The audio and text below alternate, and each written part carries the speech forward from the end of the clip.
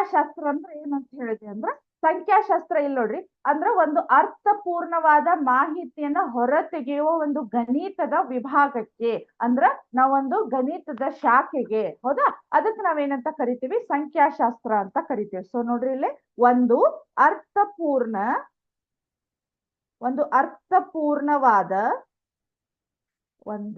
ಅರ್ಥಪೂರ್ಣವಾದ ಅಂದ್ರೆ ಇದನ್ನ ಈ ವರ್ಡ್ ಅನ್ನ ಕರೆಕ್ಟ್ ಆಗಿ ನೆನಪಿಟ್ಕೋರಿ ನೀವು. ಅರ್ಥಪೂರ್ಣ ಅಂದ್ರ ಬರೀ ಆ ಡಾಟಾವನ್ನ ನೋಡಿದ್ರೆ ಸಾಕು, ಇಷ್ಟು ಜನ ಸ್ಟೂಡೆಂಟ್ಸ್ ಇದ್ರು, ಇಷ್ಟು ಜನ ಫೇಲ್ ಆದ್ರು, ಇಷ್ಟು ಜನ ಪಾಸ್ ಆದ್ರು, ಅಥವಾ ಇಷ್ಟು ಜನ ಡಿಸ್ಟಿಂಕ್ಷನ್ ಹೋದ್ರು, ಫಸ್ಟ್ ಕ್ಲಾಸ್ ಸೆಕೆಂಡ್ ಕ್ಲಾಸ್ ಹೋದ್ರು, ಜಸ್ಟ್ ಆ ಡಾಟಾವನ್ನ ನೋಡಿದ್ರೆ ನಮ್ಗ ಗೊತ್ತಾಗ್ಬೇಕು. ಸೊ ಅದಕ್ಕದು ವರ್ಡ್ ಏನಿದೆ ಹೇಳ್ರಿ, ಒಂದು ಅರ್ಥಪೂರ್ಣವಾದ ಮಾಹಿತಿಯನ್ನು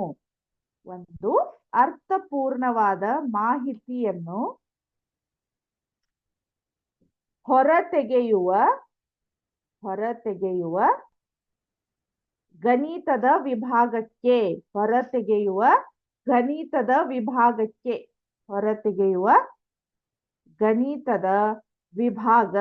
ವಿಭಾಗಕ್ಕೆ ನಾವೇನಂತ ಕರಿತೀವಿ, ಸಂಖ್ಯಾಶಾಸ್ತ್ರ ಅಂತ ಕರಿತೀವಿ. ಹೌದಾ, ಸಂಖ್ಯಾಶಾಸ್ತ್ರ ಸ್ಟ್ಯಾಟಿಸ್ಟಿಕ್ಸ್ ಅಂತಾನು ಕೂಡ ಕರಿತೀವಿ. ಸೊ ಇಲ್ಲಿ ನಮಗೆ ಈಗ ನೆಕ್ಸ್ಟ್ ಏನಂದ್ರೆ ನಮ್ಗೆ ಇದೇ ರೀತಿ ಅಲ್ಲಿ ಏನಾಗುತ್ತಂದ್ರ ದತ್ತಾಂಶಗಳನ್ನ ಅಂದ್ರೆ ನಾವೀಗ ಒಂದು ಯಾವುದೋ ಒಂದು ಅರ್ಥಪೂರ್ಣವಾದ ಮಾಹಿತಿಯನ್ನ ತೆಗಿಬೇಕು ಅಂದ್ರ ನಮಗ್ ಮೊದಲ ಅದು ದತ್ತಾಂಶಗಳ ಬೇಕು.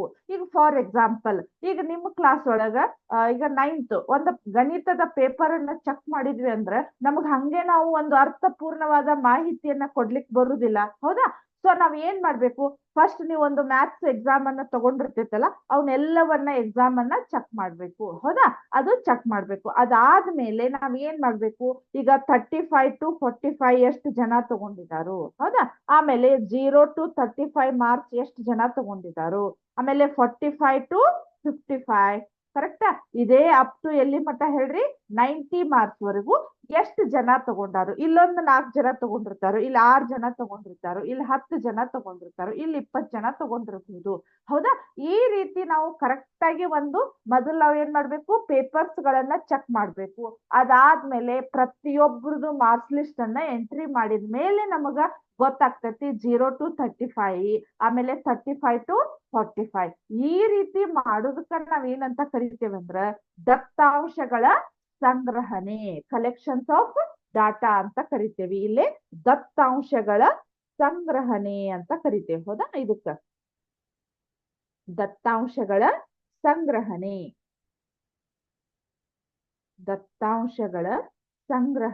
ಅಂತ ಇದೆ. ಸೊ ಇಲ್ಲಿ ಕೂಡ ನಿಮಗ ದತ್ತಾಂಶಗಳ ಸಂಗ್ರಹಣೆಗೆ ಇಲ್ಲಿ ಏನಾಗಿರ್ತೈತೆ ಅಂದ್ರೆ ನೀವು 2 ಟೈಪ್ಸ್ ಇದಾವೆ. ದತ್ತಾಂಶಗಳನ್ನ ಯಾವ್ಯಾವ ರೀತಿ ಕಲೆಕ್ಟ್ ಮಾಡಿರ್ಬಹುದು ಅದ್ರ ಮೇಲೆ ಅದು ಡಿಪೆಂಡ್ ಆಗಿರ್ತೈತಿ. ಈಗ ದತ್ತಾಂಶಗಳ ಸಂಗ್ರಹಣೆ ಒಳಗ 2 ಇವದಾವ್, ಏನಂದ್ರ ಟೈಪ್ಸ್ ಅದಾವ. ಒಂದು ಪ್ರಾಥಮಿಕ ದತ್ತಾಂಶಗಳ ಸಂಗ್ರಹಣೆ, ಆಮೇಲೆ ದ್ವಿತೀಯಕ ದತ್ತಾಂಶಗಳ ಸಂಗ್ರಹಣೆ. ಒಂದು ಫಸ್ಟ್ ಒನ್ ಏನ್ ಅಂದ್ರ ಪ್ರಾಥಮಿಕ ದತ್ತಾಂಶಗಳ ಸಂಗ್ರಹಣೆ.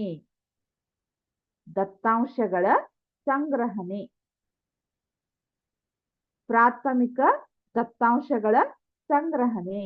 ಸೆಕೆಂಡ್ ಒನ್ ದ್ವಿತೀಯಕ ದತ್ತಾಂಶಗಳ ಸಂಗ್ರಹಣೆ.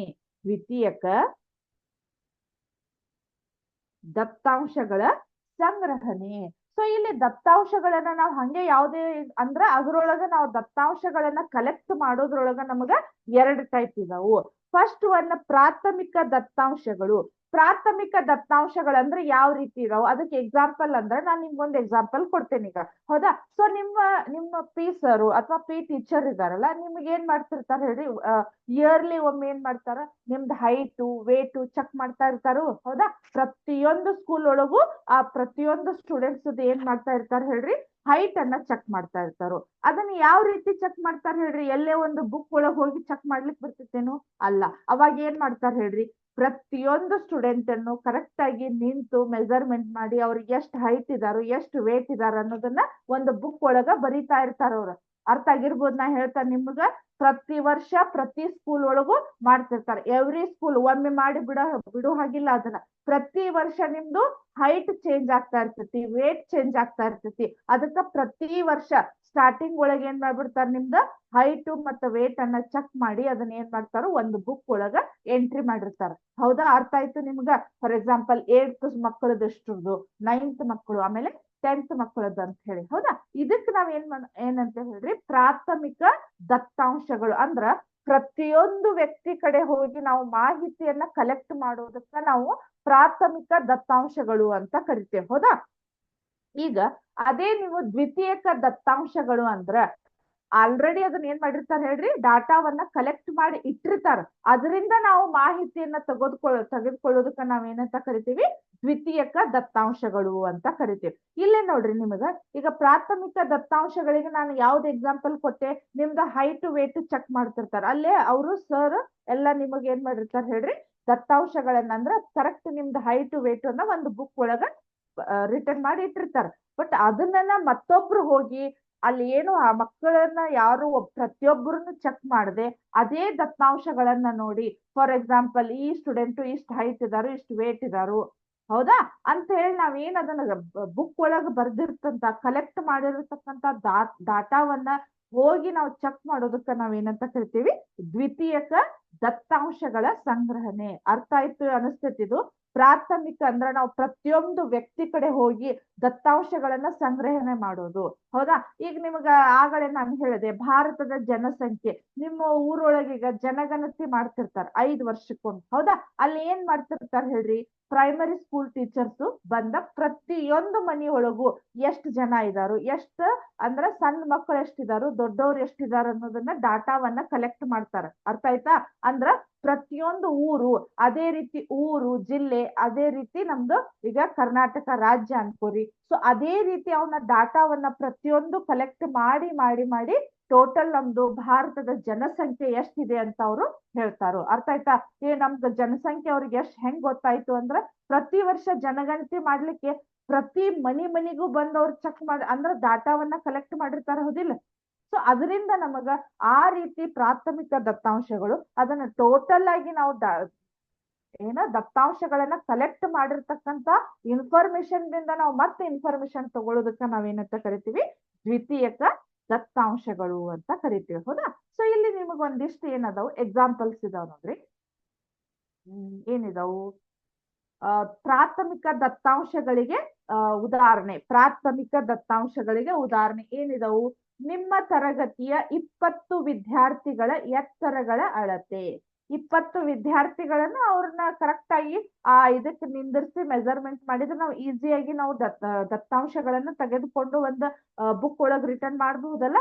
ಸೊ ಅದು ನಮ್ಗ ಪ್ರಾಥಮಿಕ ದತ್ತಾಂಶಗಳ ಸಂಗ್ರಹಣೆಗೆ ಒಂದು ಉದಾಹರಣೆ. ನೆಕ್ಸ್ಟ್, ನಿಮ್ಮ ತರಗತಿಯಲ್ಲಿ 1 ತಿಂಗಳ ಅವಧಿಯಲ್ಲಿ ಪ್ರತಿದಿನ ಗೈರು ಹಾಜರಾದ ವಿದ್ಯಾರ್ಥಿಗಳ ಸಂಖ್ಯೆ. ನಾವು ಈಸಿಲಿ ನಾವೇನ್ ಮಾಡ್ಬೇಕು ಹೇಳ್ರಿ, ಇಲ್ಲಿ ಏನಾಗತ್ತೆ ಹೇಳ್ರದು, ನಿಮ್ಮ ತರಗತಿಯಲ್ಲಿ 1 ತಿಂಗಳ ಅವಧಿಯಲ್ಲಿ. ಈಗ 1 ತಿಂಗಳ ಅವಧಿಯಲ್ಲಿ ಎಷ್ಟು ಜನ ಅಬ್ಸೆಂಟ್ ಅದಾರ ಅಂತ ನೀವು ಯಾವ ರೀತಿ ನೋಡ್ತೀರಿ?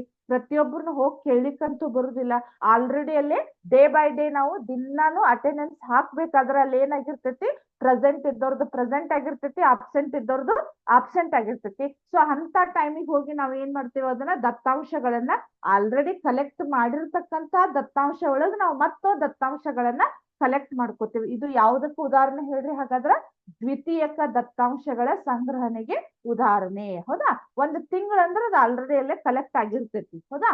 ನೆಕ್ಸ್ಟ್, ನಿಮ್ಮ ಸಹಪಾಠಿಗಳ ಕುಟುಂಬದ ಸದಸ್ಯರ ಸಂಖ್ಯೆ. ಅಂದ್ರೆ ನಿಮ್ಮ ಫ್ರೆಂಡ್ಸ್, ನೀವು ಕೇಳ್ತಾ ಇರ್ತೀರಿ ನಿಮ್ ಫ್ರೆಂಡ್ಸ್, ನಿಮ್ ಮನೆಯೊಳಗೆ ಎಷ್ಟು ಜನ ಇದಾರೋ, ನಿಮ್ ಮನೆಯೊಳಗ ಎಷ್ಟು ಮೆಂಬರ್ಸ್ ಅಂದ್ರ ಫ್ಯಾಮಿಲಿ ಮೆಂಬರ್ಸ್ ಗಳನ್ನ ಕೇಳ್ತಾ ಇರ್ತೀರಿ. ಒಬ್ಬರ ಮನೆಯಾಗ 4 ಜನ ಇರ್ಬೋದು, ಒಬ್ಬರ ಮನ್ಯಾಗ 40 ಜನ ಇರ್ಬೋದು, ಒಬ್ಬರ ಮನ್ಯಾಗ 10 ಜನ ಇರ್ಬೋದು. ಹೌದಾ? ಒಬ್ಬರ ಮನ್ಯಾಗ 3 ಜನ ಇರ್ಬೋದು. ಹೌದಾ? ಅವರು ಡಿಪೆಂಡಿಂಗ್ ಅಪಾನ್ ಅವ್ರ ಫ್ಯಾಮಿಲಿ ಮೆಂಬರ್ಸ್. ಅದನ್ನ ನಾವ್ ಏನ್ ಮಾಡ್ತೇವೆ, ಪ್ರತಿಯೊಬ್ಬರನ್ನು ಕೇಳ್ಬೇಕಾಗ್ತೈತಿ. ಹೌದಾ? ಎಲ್ಲೋ ಹೋಗಿ ದತ್ತಾಂಶಗಳನ್ನ ಸಂಗ್ರಹಣೆ ಮಾಡ್ಕೊಳಕ್ ಬರುದಿಲ್ಲ. ಪ್ರತಿಯೊಬ್ಬರು ನಿಮ್ ಮನೆಯೊಳಗೆ ಎಷ್ಟು ಜನ ಇದ್ದಾರೋ, ನಿಮ್ ಮನೆಯೊಳಗೆ ಎಷ್ಟು ಜನ ಇದ್ದಾರಂತ ನಾವು ಕೇಳಬಹುದು. ಅದೇ ರೀತಿ ನಿಮ್ಮ ಶಾಲೆಯ ಸುತ್ತಮುತ್ತ ಇರುವ 15 ಗಿಡಗಳ ಎತ್ತರಗಳು. ಇದನ್ನು ಕೂಡ ನಾವೇನ್ ಮಾಡ್ಬೇಕು, ಇಲ್ಲಿ ಅಳತಿ ಮಾಡ್ಲೇಬೇಕು, ಇಲ್ಲ ಅಂದ್ರೆ ನಮಗದು ಗೊತ್ತಾಗೋದಿಲ್ಲ. ಇದು ಎಲ್ಲ ನಮಗ ದ್ವಿತೀಯಕ ದತ್ತಾಂಶಗಳಿಗೆ ಉದಾಹರಣೆ. ಹೌದಾ? ಇಲ್ಲಿ ಏನಾಗಿದೆ, ಅವರು ಮಾಹಿತಿಯನ್ನು ಸಂಬಂಧಿಸಿದ ಪ್ರತಿಯೊಬ್ಬ ವಿದ್ಯಾರ್ಥಿ ಮನೆ ಅಥವಾ ವ್ಯಕ್ತಿಯನ್ನು ಸಂಪರ್ಕಿಸಿ ಪಡೆದಿದ್ದಾರೆ ಅಥವಾ ಅವರು ಶಾಲೆಯಂತ ಮೂಲಗಳಿಂದ ಮಾಹಿತಿ ಪಡೆದರೆ. ಅಂದ್ರೆ ಈಗ 20 ವಿದ್ಯಾರ್ಥಿಗಳ ಎತ್ತರವನ್ನ ಅವರು ಹೇಳಿದ್ರಲ್ಲ, ಸೊ ಅಲ್ಲಿ ನೀವೇನ್ ಮಾಡಿದ್ರಿ, ಪ್ರತಿಯೊಬ್ಬರನ್ನು ಸಂಪರ್ಕ ಮಾಡಿ ಅದನ್ನ ಏನ್ ಮಾಡಿದ್ರಿ, ದತ್ತಾಂಶಗಳನ್ನ ಕಲೆಕ್ಟ್ ಮಾಡಿದ್ರು, ಅಥವಾ ಆಲ್ರೆಡಿ ಕಲೆಕ್ಟ್ ಮಾಡಿರ್ತಕ್ಕಂತ ದತ್ತಾಂಶಗಳಿಂದ ಇನ್ಫಾರ್ಮೇಶನ್ ಅನ್ನ ತಗೊಂಡ್ರು ಅಂತ ಕೇಳ್ತಾ ಇದಾರೆ. ಹೌದಾ? ಸೊ ಆಲ್ರೆಡಿ ಇತ್ತಂದ್ರ ಅಲ್ಲಿ ತಗೊಂಡಿರ್ತೀವಿ, ಇಲ್ಲ ಅಂದ್ರೆ ನಾವ್ ಅದನ್ನ ಏನ್ ಮಾಡ್ಬೇಕು, ಅವ್ರನ್ನ ನಿಂದಿರ್ಸಿ ಅವ್ರದ ಅಳತಿ ಮಾಡ್ಲೇಬೇಕು, ಹೈಟ್ ಮತ್ತು ವೇಟ್ ಅನ್ನ ಚೆಕ್ ಮಾಡ್ಲೇಬೇಕು. ಅರ್ಥ ಆಯ್ತು? ಇದು ಪ್ರಾಥಮಿಕ ಮತ್ತು ದ್ವಿತೀಯಕ ದತ್ತಾಂಶಗಳ ಸಂಗ್ರಹಣೆ. ಹೌದಾ? ಇಲ್ಲೇ ನೋಡ್ರಿ, ನೆಕ್ಸ್ಟ್ ಅಭ್ಯಾಸ 14.1 ಅಂತ ಇದೆ. ಹೌದಾ? ಎಷ್ಟು ಹೇಳ್ರಿ? 14.1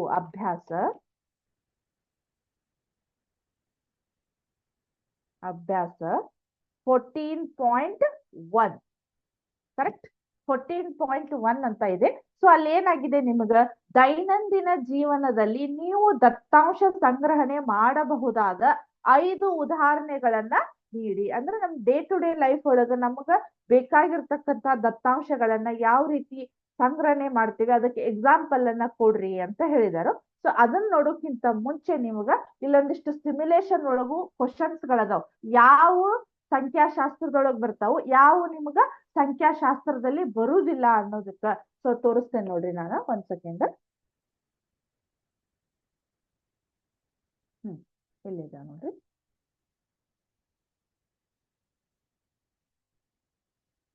ಹೌದಾ? ಅಂದ್ರೆ ಇಲ್ಲಿ ಏನಾಗಿದೆ ಅಂದ್ರೆ ಸ್ಟ್ಯಾಟಿಸ್ಟಿಕ್ಸ್ ಅಂದ್ರೆ ಸಂಖ್ಯಾಶಾಸ್ತ್ರದ ಕ್ವಶನ್ ಬರ್ತೈತೆ ಇಲ್ಲೋ ಅಂತವ್ರು ಕೇಳಿದಾರು. ಹೌದಾ? ಸೊ ಇಲ್ಲಿ ಕರೆಕ್ಟ್ ಇದೆ ಇಲ್ಲ ಅಂತ ನೋಡೋಣ. ಇಲ್ಲಿ ನೋಡ್ರಿ, is the following question statistical, ಹೌದು ಅಲ್ಲೋ ಅಂತ ಹೇಳಿ. What is your favourite colour ಅಂದ್ರ ನಿಮ್ದು ಒಬ್ಬರದ ಅವರು ಕಲರ್ ಅನ್ನ ಕೇಳ್ತಾ ಇದಾರು. ಇದು ಸಂಖ್ಯಾಶಾಸ್ತ್ರದೊಳಗ್ ಬರ್ತೈತೆ ಇಲ್ಲೋ ಇದು ನೋಡ್ರಿ, ಗೆಸ್ ಮಾಡ್ರಿ. ಇಲ್ಲಿ ಏನಾಗತ್ತ, ನಮಗ ದತ್ತಾಂಶಗಳು ಅಂದ್ರ ಸ್ವಲ್ಪ ಅದರದ ಕಾನ್ಸೆಪ್ಟ್ ಇಟ್ಕೋರಿ. ಬಹಳ ದತ್ತಾಂಶಗಳು ಅಂದ್ರ ಬಹಳ ಕ್ವಾಂಟಿಟಿ ಇದ್ದದನ್ನ ನಾವು ಕಲೆಕ್ಟ್ ಮಾಡ್ತಾ ಇರ್ಬೇಕು. ಒಬ್ರ ಇಬ್ರದು ಅಂದ್ರದು ದತ್ತಾಂಶಗಳು ಅನಿಸ್ಕೊಳ್ಳುದಿಲ್ಲ. ಅರ್ಥ ಆಯ್ತಾ? ದತ್ತಾಂಶಗಳಂದ್ರ ಬಹಳಷ್ಟು ಇನ್ಫಾರ್ಮೇಶನ್ ಇರ್ಬೇಕು, ಬಹಳ ಸಂಖ್ಯೆ ಒಳಗಿರ್ಬೇಕು. ಅವನ್ನ ನಾವು ಕಲೆಕ್ಟ್ ಮಾಡೋದಕ್ಕ ನಾವು ದತ್ತಾಂಶಗಳು ಅಂತ ಕರಿತೀವಿ. ಬಟ್ ಇಲ್ಲಿ ನೋಡ್ರಿ, what is your favourite colour ಅಂದ್ರ ನಿಮ್ದು ಫೇವ್ರೆಟ್ ಕಲರ್ ಯಾವುದು ಅಂತ ಕೇಳ್ತಾ ಇದ್ದಾರೆ. ಅಂದ್ರೆ ಇದು ಸ್ಟ್ಯಾಟಿಸ್ಟಿಕಲ್ ಕ್ವಶನ್ಸ್ ಅಲ್ಲ ನನ್ನ ಪ್ರಕಾರ. ನೋಡೋಣ ಕರೆಕ್ಟ್ ಐತೆ, ಕರೆಕ್ಟಾ? ಇಲ್ಲಿ ನೋಡ್ರಿ, ನಾವು ಕೊಟ್ಟಿರುವಂತ ಆನ್ಸರ್ ಕರೆಕ್ಟ್ ಇದೆ. ಇಲ್ಲಿ ನೋಡ್ರಿ solution, this is a non-statistical questions because its answer is exact or single value. ಅಲ್ಲಿ ನಮ್ಗೆ ಏನಾಗಿರ್ತದೆ, ಫಾರ್ ಎಕ್ಸಾಂಪಲ್ ನನ್ ಫೇವ್ರೆಟ್ ಕಲರ್ ಪಿಂಕ್ ಅಂತ ಅನ್ಕೋರಿ. ಹೌದಾ? ಅಲ್ಲ ನಾವು ಒಂದೇ ದತ್ತಾಂಶಗಳನ್ನ ಹೇಳ್ಬೋದಲ್ಲೇ. ಸೊ ಇದೇನ್ ನಮಗ ಸಂಖ್ಯಾಶಾಸ್ತ್ರದ ಕ್ವಶನ್ ಆಗುದಿಲ್ಲ. ನೆಕ್ಸ್ಟ್ ಇನ್ನೊಂದು ಕ್ವಶನ್ ನೋಡೋಣ. How far is China from the USA? ಚೀನಾದಿಂದ ಅಂದ್ರ USA ದಿಂದ ಚೀನಾ ಎಷ್ಟು ದೂರ ಇರ್ಬೋದು? ಇದು ಸ್ಟ್ಯಾಟಿಸ್ಟಿಕಲ್ ಕ್ವಶನ್ ಏನೋ ನೋಡ್ರಿ, ಸ್ವಲ್ಪ ಹೌದು ಅಲ್ಲೋ ಅಂತ ಗೆಸ್ ಮಾಡ್ರಿ. ಇದು ಕೂಡ ನಮ್ಗೆ ಏನಾಗಿರ್ತೈತಿ ಹೇಳ್ರಿ, ಒಂದೇ ದತ್ತಾಂಶಗಳಾಗಿರೋದ್ರಿಂದ ನನ್ನ ಪ್ರಕಾರ ಇದು ಹೌದಾ, ಇದು ಕೂಡ ನಾನ್ ಸ್ಟ್ಯಾಟಿಸ್ಟಿಕಲ್ ಕ್ವಶನ್. ಇಲ್ಲಿ ನೋಡ್ರಿ ಕರೆಕ್ಟ್ ಅಂತ ಮಾರ್ಕ್ ಬಂದಿದೆ ನಮ್ದು. ಇದು ಕೂಡ ಈಗ ಯಾಕಂದ್ರೆ ಅದು ಇರೋದ ಒಂದೇ, ಅಂದ್ರೆ USA ದಿಂದ ಚೀನಾದವರೆಗೂ ಎಷ್ಟು ದೂರ ಇದೆ ಅಂತ ನಾವು ಒಂದು ದತ್ತಾಂಶ ಜಸ್ಟ್ ಒಂದೇ ವ್ಯಾಲ್ಯೂ ಇರೋದ್ರಿಂದ ಅಲ್ಲಿ ನೋಡ್ರಿ ಎಕ್ಸಾಕ್ಟ್ ಆರ್ ಸಿಂಗಲ್ ವ್ಯಾಲ್ಯೂ ಇನ್ನು ಒಂದ್ ಇಂತಿಷ್ಟು ಕಿಲೋಮೀಟರ್ ಅಂತ ನಾವು ಹೇಳ್ಬೋದು ಅಷ್ಟೇ. ಹೌದಾ? ಅಂದ್ರೆ ಅದನ್ನ ನಾವೇನು ಡಾಟಾವನ್ನ ಕಲೆಕ್ಟ್ ಮಾಡುವಂತ ಅವಶ್ಯಕತೆ ಇಲ್ಲ. ಹೌದಾ? Next, what time did the students in this class get up in the morning? ಹೌದಾ? ಈಗ ನಿಮ್ಮ 9ನೇ ತರಗತಿ ಕ್ಲಾಸ್ ಒಳಗ, ಹೌದಾ, 9ನೇ ತರಗತಿ ಒಳಗ ಸ್ಟೂಡೆಂಟ್ಸ್ಗಳು ಯಾವ ಸ್ಟೂಡೆಂಟ್ಸ್ಗಳು ಎಷ್ಟೆಷ್ಟು ಟೈಮಿಗೆ ಬೆಳಿಗ್ಗೆ ನೀವು ಹೇಳ್ತೀರಿ?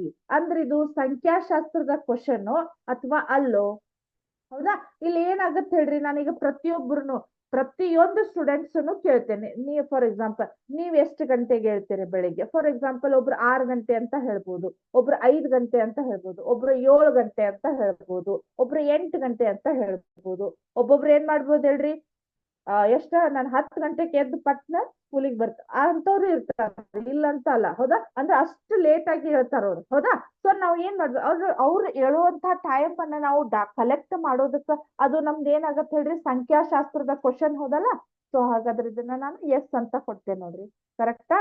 This is the statistical questions because it can be answered by collecting data and there will be a variability in that data. ಅಂದ್ರೆ ನಮ್ಗೆ ಇಲ್ಲಿ ಏನಾಗತ್ತ, ಸ್ಟೂಡೆಂಟ್ಸ್ ನ ಕೇಳ್ದಂಗ ನೀವ್ ಏನ್ ಮಾಡ್ತೀರಿ, ಈಗ ಫಾರ್ ಎಕ್ಸಾಂಪಲ್ ಅದ ಹೇಳಿದ್ಮೇಲೆ ಒಬ್ರು 6 ಗಂಟೆ ಅಂತ ಹೇಳ್ತೀರಿ, ಒಬ್ರು 5 ಗಂಟೆ ಅಂತ ಹೇಳಿ, ಇಡೀ ಕ್ಲಾಸ್ ಫಾರ್ ಎಕ್ಸಾಂಪಲ್ ಒಂದು 30 ಜನ ಸ್ಟೂಡೆಂಟ್ಸ್ ಅದಿರಿ ಅಂದ್ರ 30 ತರ ನಮಗ ಆನ್ಸರ್ ಬರ್ತಾವ್. ಹೌದಾ? ಅಂದ್ರ ಡಬಲ್ ಆಗ್ತಿರ್ತಾವ. ಒಬ್ಬೊಬ್ರು 5 ಗಂಟೆ ಕೇಳೋರು ಮತ್ತೊಂದು ಸ್ಟೂಡೆಂಟ್ 5 ಗಂಟೆ ಕೇಳ್ತಿರ್ತಾರ. ಬಟ್ ಅಲ್ಲಿ ಏನಾಗಿರ್ತೈತಿ, ನಮ್ಗ ವೇರಿಯೇಷನ್ ಬರ್ತೈತೆ ಆನ್ಸರ್ ಒಳಗ್. ಹೌದಾ? ಇದು ನಮ್ದು ಏನಾಗತ್ತೆ ಹೇಳ್ರಿ, ಸಂಖ್ಯಾಶಾಸ್ತ್ರದ ಕ್ವಶನ್ ಆಗತ್ತ. Next, how much was my last pay check ಅಂದ್ರೆ ನಂದು ಅಮೌಂಟ್ ಲಾಸ್ಟ್ ಎಷ್ಟ್ ಇರ್ಬೋದು ಅಂದ್ರೆ ಇದು ಒಂದು ನಮ್ದು ಎಕ್ಸಾಕ್ಟ್ ವ್ಯಾಲ್ಯೂ ಆಗಿರೋದ್ರಿಂದ ಇದು ಏನ್ ನಮ್ದು ಸಂಖ್ಯಾಶಾಸ್ತ್ರ ಅಲ್ಲ. ಹೌದಾ? ಕರೆಕ್ಟಾ? ಅಲ್ಲಿ ನೋಡ್ರಿ ಕರೆಕ್ಟ್ ಅಂತ ಬಂತು. Next, how many branches did the oak tree have? ಹೌದಾ? ಓಕ್ ಟ್ರೀ ಒಳಗ ಎಷ್ಟು ಬ್ರಾಂಚಸ್ ಅದಾವು? ಹೌದಾ? ನನ್ ಪ್ರಕಾರ ಮೇ ಬಿ ಇದು ಸ್ಟ್ಯಾಟಿಸ್ಟಿಕಲ್ ಬರ್ಬೋದು. ಇನ್ಕರೆಕ್ಟ್. ಹೌದಾ? ಅದು ಸ್ಟ್ಯಾಟಿಸ್ಟಿಕಲ್ ಬರುದಿಲ್ಲ, ಯಾಕಂದ್ರೆ ಅದು ಸಿಂಗಲ್ ವ್ಯಾಲ್ಯೂ ಅಂತ ಇದೆ. ಹೌದಾ? How old are the players on the basket ball team ಅಂದ್ರೆ ಒಂದು ಬಾಸ್ಕೆಟ್ ಬಾಲ್ ಟೀಮ್ ಒಳಗ ಇರ್ತಕ್ಕಂತ ಅವ್ರೇನ್ ಪ್ಲೇಯರ್ಸ್ ಅದಾರಲ್ಲ ಅವ್ರದ್ದು ಏಜ್ ಅನ್ನ ಕಲೆಕ್ಟ್ ಮಾಡ್ಬೇಕು. ಸೊ ಅದು ನಮ್ದು ಏನಾಗತ್ತ, ಸ್ಟ್ಯಾಟಿಸ್ಟಿಕಲ್ ಕ್ವಶನ್ಸ್ ಬರ್ತೈತಲ್ಲ. ಸೊ ಇದು ಎಷ್ಟಾಗತ್ತೆ ನೋಡ್ರಿ, ಎಸ್ ಅಂತ ಬರ್ತೈತಿ. ಕರೆಕ್ಟ್ ಇದೆ. Next, how many pets does each students in your class have? ಹೌದಾ? ನಿಮ್ಮ ಕ್ಲಾಸ್ ಒಳಗ ನಿಮಗ್ ಅಗ್ದಿ ಕ್ಲೋಸ್ ಇರ್ತಕ್ಕಂಥವ್ರು ಎಷ್ಟು ಜನ? ಅದು ಸ್ಟ್ಯಾಟಿಸ್ಟಿಕಲ್ ಒಳಗ್ ಬರ್ತೈತೋ ಇಲ್ಲೋ ನೋಡ್ರಿ. ಹೌದಾ? ಇದು ಅಲ್ಲ ಅಂದ್ರೆ ಇದು ಎಕ್ಸಾಕ್ಟ್ ವ್ಯಾಲ್ಯೂ ಬರ್ತೈತೆ ಮೇ ಬಿ. ಹೌದಾ? ಇನ್ಕರೆಕ್ಟ್. ಇಲ್ಲೇ ನಾವು ಡಾಟಾವನ್ನ ಕಲೆಕ್ಟ್ ಮಾಡ್ಬೇಕು. ಹೌದಾ? ನೋಡ್ರಿ, this is a non statistical question because its answer is exact or single value ಅಂದ್ರೆ ನಾನ್ ಸ್ಟ್ಯಾಟಿಸ್ಟಿಕಲ್ ಅಂತಿದೆ. ಹೌದಾ? Next, do you have a college degree ಅಂದ್ರೆ ನೀವು ಡಿಗ್ರಿ ಆಗೈತೇನೋ ಅಂದ್ರೆ ಇದೇನ್ ನಮಗ ಸಂಖ್ಯಾಶಾಸ್ತ್ರದ ಕ್ವಶನ್ ಆಗುದಿಲ್ಲ. ಹೌದಾ? ಸೊ ಇಲ್ಲಿ ಏನಾಗತ್ತ, ನಮಗ ಜಸ್ಟ್ ನೀವು ಯಾವ ಡಿಗ್ರಿ ಮಾಡಿರಂತ ಹೇಳ್ಬೋದು ಅಷ್ಟೇ. ಹೌದಾ? ಕರೆಕ್ಟಾ? ಇಲ್ಲಿ ನೋಡ್ರಿ ಕರೆಕ್ಟ್ ಅಂತ ಇದೆ. ಇದು ಕೂಡ ನಮ್ಗ ಎಕ್ಸಾಕ್ಟ್ ವ್ಯಾಲ್ಯೂ ಅಂತ ಬರ್ತಾವ. ಈ ರೀತಿ ನಮಗ ಸಂಖ್ಯಾಶಾಸ್ತ್ರದ ಒಂದಿಷ್ಟು ಎಕ್ಸಾಂಪಲ್ಸ್ ಗಳಿವು. ಹೌದಾ? ಇನ್ನು ಹಿಂಗೆ ಮಾಡ್ತಾ ಬಹಳ ಬರ್ತಾವ. ನಿಮ್ಗೆ ಒಂದಿಷ್ಟು ಎಕ್ಸಾಂಪಲ್ಸ್ ಗಳನ್ನ ಅಷ್ಟೇ ನಾನು ತೋರಿಸಿದ್ದೇನೆ. ಹೌದಾ? ಆಮೇಲೆ ಈಗ ನೆಕ್ಸ್ಟ್ ನಾನು ಈ ಅಭ್ಯಾಸವನ್ನ ಕಂಟಿನ್ಯೂ ಮಾಡಬಹುದು. ಬಟ್ ಅದಕ್ಕಿಂತ ಮುಂಚೆ ನಾನು ನಿಮಗ ಮಲ್ಟಿಪಲ್ ಚಾಯ್ಸ್ ಕ್ವಶನ್ಸ್ ಗಳನ್ನ ಕೇಳ್ತೇನೆ. ಅದಾದ್ಮೇಲೆ ಇನ್ನೂ ಟೈಮ್ ಇದ್ರೆ ಈ ಅಭ್ಯಾಸವನ್ನ ಕಂಟಿನ್ಯೂ ಮಾಡೋಣ ಅಂತ. ಹೌದಾ? ಸೊ ನೋಡೋಣ, ಮಲ್ಟಿಪಲ್ ಚಾಯ್ಸ್ ಇದು ಯಾವ ಪಾಠದ ಮೇಲೆ ಅಂದ್ರೆ ಹಿಂದಿನ ಪಾಠ ಯಾವ್ದು ಹೇಳ್ರಿ, ಸರ್ಫೇಸ್ ಏರಿಯಾ ಅಂಡ್ ವ್ಯಾಲ್ಯೂಮ್ ಅನ್ನೋ ಒಂದು ಪಾಠದ ಮೇಲೆ ಬರ್ತಕ್ಕಂತ ಇದು ಕ್ವಶನ್ಸ್ ಇದು. ಒಂದ್ ಸೆಕೆಂಡ್. ಹೌದಾ? ಈಗ ಕರೆಕ್ಟ್. ನೋಡ್ರಿ, ವಿದ್ಯಾಶಕ್ತಿಯ ರಸ ಪ್ರಶ್ನೆ ಕಾರ್ಯಕ್ರಮ ಕ್ಲಾಸ್ 9th ಸಬ್ಜೆಕ್ಟ್ ಮ್ಯಾಥಮೆಟಿಕ್ಸ್. ಹೌದಾ? ನೋಡ್ರಿ, ಫಸ್ಟ್ ಕ್ವಶನ್ ಯಾವುದು ಇದು? ಇವತ್ತು ಸಂಬಂಧಪಟ್ಟಿರೋದು ಗೋಳದ ಘನಫಲಿಗೆ ಸಂಬಂಧಪಟ್ಟಿರೋದು. ಇದ್ರೊಳಗೆ ಸಾಕಷ್ಟು ಕ್ವಶನ್ಸ್ ಗಳು ಆಗಿ ಹೋಗಿದಾವ ನಮ್ಗೀಗ. ಮತ್ತೆ ಕೇಳಿದ್ರೆ ಅದೇ ರಿಪೀಟೆಡ್ ಕ್ವಶನ್ಸ್ ಗಳನ್ನ ಕೇಳ್ಬೇಕು ನಾವೀಗ. ಹೌದಾ? ಸೊ ಇಲ್ಲಿ ಏನಾಗಿದೆ, ಅರ್ಧ ಗೋಳದ ಘನಫಲವನ್ನ ಕಂಡು ಹಿಡಿಯುವಂತಹ ಸೂತ್ರ. Option A pi R square h, option B 2/3 pi R square h. ಹೌದಾ? ಅದಾದ್ಮೇಲೆ option C 2 pi R, option D pi R H. ಹೌದಾ? ಇಲ್ಲಿ ಏನಾಗಿದೆ, ಅರ್ಧ ಗೋಳದ ಘನಫಲವನ್ನ ಕಂಡುಹಿಡಿಯುವಂತಹ ಸೂತ್ರ ನಮಗೆ ಏನಾಗಿದೆ, option B 2/3 pi R square h. Next, ಅರ್ಧ ಗೋಳದ ವಕ್ರ ಮೇಲ್ಮೈಯನ್ನ ಕಂಡು ಹಿಡಿಯುವಂತಹ ಸೂತ್ರ. ಅರ್ಧ ಗೋಳದ ವಕ್ರ ಮೇಲ್ಮೈ ಅಲ್ಲಿ ನೋಡ್ರಿ, option 4 pi R square, option B 2 pi r l plus 2 pi R square, option C 3 pi R square, option D 2 pi R square ಅಂತ ಇದೆ. ಸೊ ಅರ್ಧ ಗೋಳದ ವಕ್ರ ಮೇಲ್ಮೈ ಅಂದ್ರೆ ನಮ್ಗೆ ಏನಾಗತ್ತೆ ಹೇಳ್ರಿ, option D is the right answer. 2 pi R square ಅಂತ ಆಗುತ್ತೆ. ನೆಕ್ಸ್ಟ್, ಶಂಕುವಿನ ಓರೆ ಎತ್ತರವನ್ನ ಕಂಡು ಹಿಡಿಯುವಂತಹ ಸೂತ್ರ. Option A h square plus r square, option B pi r l plus pi R square, option C 2 pi R square, option D pi r l plus 2 pi R square. ಹೌದಾ? ಇಲ್ಲಿ ಶಂಕುವಿನ ಓರೆ ಎತ್ತರವನ್ನ ಕಂಡುಹಿಡಿಯುವಂತ ಸೂತ್ರ ಯಾವ್ದಾಗತ್ತಂದ್ರೆ ನಮ್ದ option A is the right answer. Next, cylinder ನ ಪಾರ್ಶ್ವ ಮೇಲ್ಮೈ ವಿಸ್ತೀರ್ಣವನ್ನ ಕಂಡುಹಿಡಿಯುವಂತಹ ಸೂತ್ರ. ಸಿಲಿಂಡರ್ ನ ಪಾರ್ಶ್ವ ಮೇಲ್ಮೈ ವಿಸ್ತೀರ್ಣ ಕಂಡುಹಿಡಿಯುವಂತಹ ಸೂತ್ರ ಯಾವುದು? Option A pi R square, option B 2 pi R H, option C 2 pi R, option D pi R H. ಹೌದಾ? ಸಿಲಿಂಡರ್ ನ ಪಾರ್ಶ್ವ ಮೇಲ್ಮೈ ವಿಸ್ತೀರ್ಣ. ಸೊ ಇದು ಯಾವ್ದಂದ್ರ option B is the right answer. Next, ಒಂದು ಘನದ ಪೂರ್ಣ ಮೇಲ್ಮೈ ವಿಸ್ತೀರ್ಣವನ್ನ ಕಂಡುಹಿಡಿಯುವಂತ ಸೂತ್ರ. Option A 6a square, option B 4a square, option C 3a square, option D 2a square ಅಂತ ಇದೆ. ಹೌದಾ? ಹಾಗಾದ್ರೆ ನಮ್ದ ಏನಂದ್ರ ಘನದ ಪೂರ್ಣ ಮೇಲ್ಮೈ ವಿಸ್ತೀರ್ಣವನ್ನ ಕಂಡು ಹಿಡಿಯುವಂತ ಸೂತ್ರ ಯಾವ್ದು? ಹಾಗಾದ್ರೆ option A is the right answer. Next, cylinder ನ ವಕ್ರ ಮೇಲ್ಮೈ ವಿಸ್ತೀರ್ಣವನ್ನು ಹೀಗೂ ಕರೆಯುತ್ತಾರೆ. ಸಿಲಿಂಡರ್ ನ ವಕ್ರ ಮೇಲ್ಮೈ ವಿಸ್ತೀರ್ಣವನ್ನ ಯಾವ ರೀತಿ ಕರೀತಾರೆ ನೋಡ್ರಿ? ಆಪ್ಷನ್ ಎ ಸುತ್ತಳತೆ ಅಂತ ಕರೀಬಹುದು, ಆಪ್ಷನ್ ಬಿ ಪಾರ್ಶ್ವ ಮೇಲ್ಮೈ ವಿಸ್ತೀರ್ಣ, ಆಪ್ಷನ್ ಸಿ ಪೂರ್ಣ ಮೇಲ್ಮೈ ವಿಸ್ತೀರ್ಣ, ಆಪ್ಷನ್ ಡಿ ಪಾದದ ವಿಸ್ತೀರ್ಣ. ಸೊ ಹಾಗಾದ್ರೆ ನಮ್ದು ಆನ್ಸರ್ ಯಾವುದು? ವಕ್ರ ಮೇಲ್ಮೈ ವಿಸ್ತೀರ್ಣ ಅಂದ್ರು ಒಂದೇ, ಪಾರ್ಶ್ವ ಮೇಲ್ಮೈ ವಿಸ್ತೀರ್ಣ ಅಂದ್ರು ಒಂದೇ. So option B is the right answer. Next,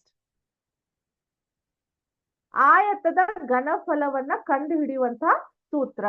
ಆಯತದ ಘನಫಲ ಕಂಡುಹಿಡಿಯುವಂತ ಸೂತ್ರ ನೋಡ್ರಿ ಇಲ್ಲಿ. Option A L B H, option B A square, option C 3a cube, option D ಯಾವುದು ಅಲ್ಲ. ಹಾಗಾದ್ರೆ ಆಯತದ ಘನಫಲವನ್ನ ಕಂಡುಹಿಡಿಯುವಂತ ಸೂತ್ರ ಯಾವುದು ನಮ್ದು? Option A is the right answer.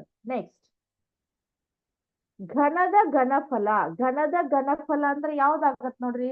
L B H A square A cube A raise to 4. ಘನದ ಘನಫಲ ಅಂದ್ರೆ ನಮ್ಗೆ ಏನಾಗತ್ತಂದ್ರ ಎ ಕ್ಯೂಬ್ ಅಂತ ಬರ್ತೈತಿ. Option C is the right answer. Correct. Next, ಶಂಕುವಿನ ಘನಫಲವನ್ನ ಕಂಡುಹಿಡಿಯುವಂತ ಸೂತ್ರ.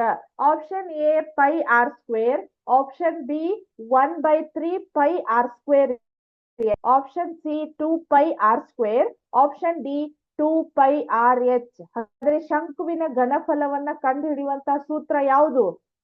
Volume of cone. ಅದರದ ಫಾರ್ಮುಲಾ ಏನು? ಇಲ್ಲಿ option B is the right answer. Correct. Next, ಗೋಳದ ಘನಫಲವನ್ನ ಕಂಡುಹಿಡಿಯುವಂತಹ ಸೂತ್ರ. ಗೋಳದ ಘನಫಲ ಕಂಡುಹಿಡಿಯುವಂತಹ ಸೂತ್ರ ಯಾವುದು? Option A 2/3 pi R square, option B 4/3 pi R cube, ಆಮೇಲೆ option C 2 pi R square, option D pi R square ಅಂತ ಇದೆ. ಹಾಗಾದ್ರೆ ಗೋಳದ ಘನಫಲವನ್ನ ಕಂಡುಹಿಡಿಯುವಂತ ಸೂತ್ರ ಏನಾಗತ್ತೆ ನಮ್ಗ? Option B is the right answer. 4/3 pi R cube. ಕರೆಕ್ಟಾ? ಸೊ ಇದು ಇವತ್ತಿನ ನಿಮ್ದು ರಸ ಪ್ರಶ್ನೆ ಆಗಿತ್ತು. 9ನೇ ತರಗತಿಗೆ ಸಂಬಂಧಪಟ್ಟಂತಹ ರಸ ಪ್ರಶ್ನೆ. ಅದು ಯಾವುದು? ಸರ್ಫೇಸ್ ಏರಿಯಾ ಅಂಡ್ ವ್ಯಾಲ್ಯೂಮ್ ಅನ್ನೋ ಒಂದು ದೊಡ್ಡ ಪಾಠವನ್ನ ಮುಗಿಸಿದ್ವಿ. ಅದ್ರ ಜೊತೆಗೆ ಅದಕ್ಕೆ ಸಾಕಷ್ಟು ಮಲ್ಟಿಪಲ್ ಚಾಯ್ಸ್ ಕ್ವಶನ್ಸ್ ಗಳನ್ನು ಆ ಪಾಠದ ಮೇಲೆ ಆಗಿದಾವ. ಹೌದಾ? ಈಗ ಅಭ್ಯಾಸವನ್ನ ಕಂಟಿನ್ಯೂ ಮಾಡೋಣ. ಅಭ್ಯಾಸ 14.1. ಅದ್ರೊಳಗೆ 2 ಸಿಂಪಲ್ ಕ್ವಶನ್ ಅದ, ಅದಷ್ಟು ಮುಗಿಸ್ಬಿಡೋಣ ಅಂತ. ಸೊ ಕ್ವಶನ್ ನೋಡ್ರಿ ಇಲ್ಲಿ. ದೈನಂದಿನ ಜೀವನದಲ್ಲಿ ನೀವು ದತ್ತಾಂಶ ಸಂಗ್ರಹಣೆ ಮಾಡಬಹುದಾದ 5 ಉದಾಹರಣೆಗಳನ್ನ ನೀಡಿ. ನೀವು ಡೇ ಟು ಡೇ ಲೈಫ್ ಒಳಗ ದತ್ತಾಂಶಗಳನ್ನ, ನಿಮಗವು ದತ್ತಾಂಶಗಳು ಅಂತೂ ಗೊತ್ತಿರುವುದಿಲ್ಲ, ಸಂಖ್ಯಾಶಾಸ್ತ್ರ ನೀವು ಆಲ್ಮೋಸ್ಟ್ ನೀವು ಅದನ್ನ ಡೇ ಟು ಡೇ ಲೈಫ್ ಒಳಗ ನಾವು ಸಂಖ್ಯಾಶಾಸ್ತ್ರವನ್ನ ಬಳಸ್ತಾ ಇರ್ತೀವಿ. ಆ ರೀತಿ ಕಲೆಕ್ಟ್ ಮಾಡ್ತಕ್ಕಂತಹ ದತ್ತಾಂಶಗಳು ಯಾವ್ದಾವು? ಒಂದು 5 ಎಕ್ಸಾಂಪಲ್ ಅನ್ನ ಕೊಡ್ರಿ ಅಂತ ಹೇಳಿದಾರೆ. ಸೊ ಆಮೇಲೆ ಇಲ್ಲಿ ಎಕ್ಸಾಂಪಲ್ 1 ಯಾವ್ದಾಗತ್ ನೋಡ್ರಿ? ಎಕ್ಸಾಂಪಲ್ 1 ತರಗತಿಯ ವಿದ್ಯಾರ್ಥಿಗಳ ಸಂಖ್ಯೆ. ನೀವು ನಿಮ್ಮ ಸ್ಕೂಲ್ ಒಳಗ ಡೇ ಟು ಡೇ ಲೈಫ್ ಅಂದ್ರೆ ಯಾರಾದ್ರೂ ಕೇಳ್ತಿರ್ತಾರೆ 9th ಕ್ಲಾಸ್ ಒಳಗೆ ಎಷ್ಟು ಜನ ಇದ್ದೀರಿ, ಮತ್ ಅದ್ರಾಗ ಬಾಯ್ಸ್ ಎಷ್ಟಿದ್ದೀರಿ, ಗರ್ಲ್ಸ್ ಎಷ್ಟಿದ್ದೀರಿ, ಹೌದಾ.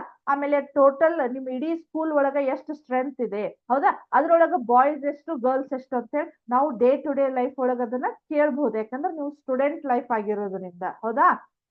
ಇದು ತರಗತಿಯ ವಿದ್ಯಾರ್ಥಿಗಳ ಸಂಖ್ಯೆ, ತರಗತಿಯ ವಿದ್ಯಾರ್ಥಿಗಳ ಸಂಖ್ಯೆ, ವಿದ್ಯಾರ್ಥಿಗಳ ಸಂಖ್ಯೆ. ಇದು ನಾವು ಡೈಲಿ ನಾವು ಕೇಳ್ತಾ ಇರ್ತೇವೆ ಈ ವರ್ಡ್ ಅನ್ನು, ಹೌದಾ. ನೆಕ್ಸ್ಟ್ ಸೆಕೆಂಡ್ ಒನ್, ಸಮಾಜದಲ್ಲಿ ವಾಸಿಸುವವರ ಸಂಖ್ಯೆ. ಇದನ್ನ ನಾನು ನಿಮಗೆ ಏನ್ ಹೇಳಿದ್ದೆ, ನಿಮಗ ಸಮಾಜದಲ್ಲಿ ವಾಸಿಸುವವರ ಸಂಖ್ಯೆ ಅಂದ್ರ ನಾವೀಗ ಜಗತ್ತೊಳಗ ಸಾಕಷ್ಟು ಜನ ವಾಸಿಸ್ತಿರ್ತಾರೋ, ಎಷ್ಟು ಜನ ವಾಸಿಸ್ತಾ ಇರ್ತಾರೋ ಅದ್ರೊಳಗ ಮಹಿಳೆಯರು ಎಷ್ಟದಾರು, ಪುರುಷರು ಎಷ್ಟದಾರು, ಹೌದಾ, ಮಕ್ಕಳು ಎಷ್ಟಿದಾರು, ಹೌದಾ, ಯುವಕರು ಎಷ್ಟಿದಾರು, ಯುವತಿಯರು ಎಷ್ಟಿದಾರು ಅಂತ ನಾವು ಅದನ್ನ ಏನ್ ಮಾಡ್ಬೋದು, ಡಾಟಾವನ್ನ ಕಲೆಕ್ಟ್ ಅಂದ್ರೆ ಇದನ್ನ ನಾವು ಆಲ್ಮೋಸ್ಟ್ ಈ ಊರ್ ಒಳಗೆ ಎಷ್ಟು ಜನ ಇರ್ಬೋದು, ಅಥವಾ ಈ ಏರಿಯಾ ಒಳಗೆ ಎಷ್ಟು ಜನ ಇರ್ಬೋದು, ಏನೋ ಒಂದು ಅಂದಾಜ್ ನಾವು ಮಾತಾಡೇ ಅಂದ್ರೆ ಡೇ ಟು ಡೇ ಲೈಫ್ ಒಳಗ ಅದನ್ನ ಕಲೆಕ್ಷನ್ ಮಾಡ್ತಾ ಇರ್ತೀವಿ. ನೆಕ್ಸ್ಟ್ ಥರ್ಡ್ ಒನ್, ಸ್ಥಳೀಯ ಅಂಗಡಿಗಳು. ಅಂದ್ರೆ ನಿಮ್ಮ ಏರಿಯಾದ ಸುತ್ತಮುತ್ತಲ ಎಷ್ಟು ಕಿರಾಣಿ ಸ್ಟೋರ್ಸ್ಗಳದಾವು, ಹೌದಾ, ಅಲ್ಲಿ ನಮ್ಗೆ ಎಷ್ಟು ಅಂಗಡಿಗಳು ಇದಾವು ಅಂತ ನಾವು ಏನ್ ಮಾಡ್ಬೋದು, ಆಲ್ಮೋಸ್ಟ್ ಒಂದು 4 ಇದಾವು, ಅಥವಾ 5 ಇದಾವು, ಒಂದು 10 ಇದಾವು, ಅಥವಾ ಒಂದು 3 ಇದಾವು ಅನ್ನೋದನ್ನ ನಾವು ನಮ್ ಡೇ ಟು ಡೇ ಲೈಫ್ ಒಳಗ್ ನಾವು ಮಾತಾಡಬಹುದು, ಅದನ್ನ ಅಂದ್ರೆ ಕಲೆಕ್ಟ್ ಮಾಡಬಹುದು. ನೆಕ್ಸ್ಟ್ ಫೋರ್ತ್ ಒನ್, ಈಗ ಒಂದು ಮೆಕ್ಡೊನಾಲ್ಡ್ಸ್ ಅಂದ್ರೆ ಅದು ಫೇಮಸ್ ಅದಕ್ಕೆ ನಮ್ಗ ಬರ್ಗರ್ ಅನ್ನ ಸೇಲ್ ಮಾಡ್ತಿರ್ತಾರೋ, ಅಂದ್ರಲ್ಲಿ ಒಂದು ದಿನಕ್ಕ ಎಷ್ಟು ಬರ್ಗರ್ ಸೇಲ್ ಆಗ್ಬಹುದು ಅಂತ ನಾವು ಅಂದಾಜ್ ಮಾಡಬಹುದು, ಹೌದಾ.